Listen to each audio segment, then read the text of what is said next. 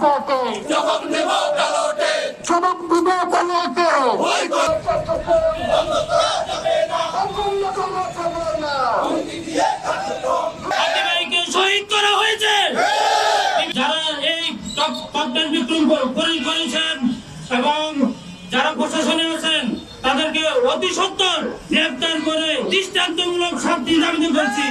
এগুলো সৃষ্টি হতো না।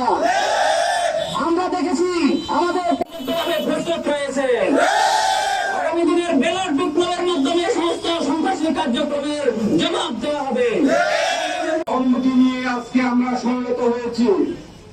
আপনারা জানেন গতকাল রাত 10 ঘটিকার সময় আমাদের প্রার্থী অ্যাডভোকেট ইয়াকুব আলী চৌধুরীর বাসভবনে বিকট শব্দে ককটেল বিস্ফোরণ ঘটানো হয়েছে। আমরা এর তীব্র নিন্দা এবং প্রতিবাদ জানাচ্ছি।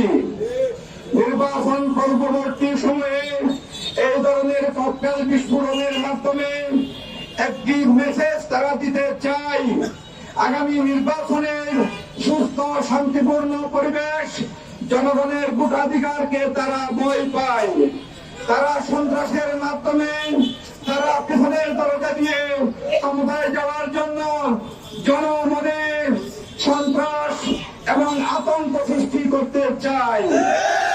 বাংলাদেশ জামাত ইসলামীকে ভয় ভীতি দেখিয়ে ককটেল বোমা হামলা করে বাংলাদেশ জামাত ইসলামীর কার্যক্রমকে বন্ধ করা যাবে না।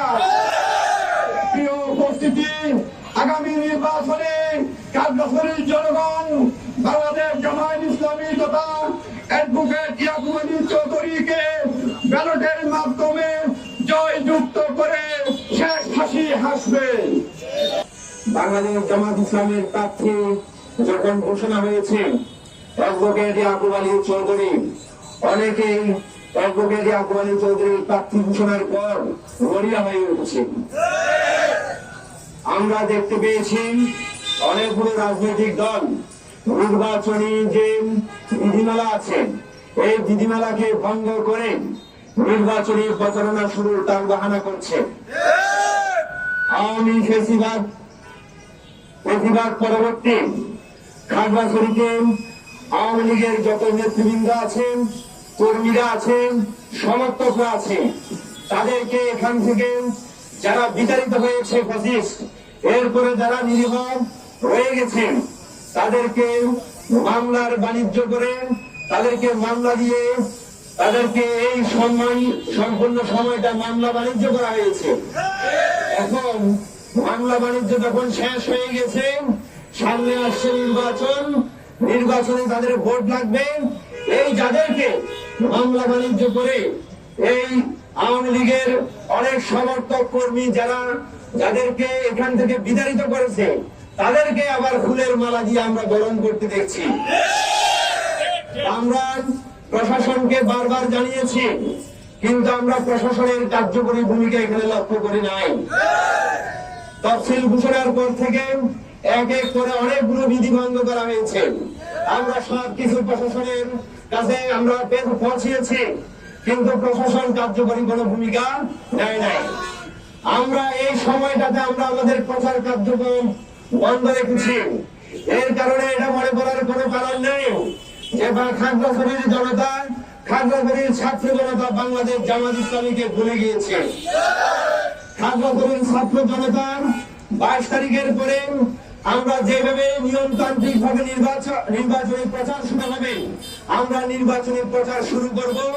খাগড়াছড়িবাসী দেখবেন, খাগড়াছড়ির সকল সম্প্রদায়ের ভাইয়েরা দেখবেন, খাগড়াছড়িতে বাংলাদেশ জামাত ইসলামের প্রার্থী অ্যাডভোকেট ইয়াকুব আলী চৌধুরীর পক্ষে জনস্রোত দেখতে পাবেন ইনশাআল্লাহ।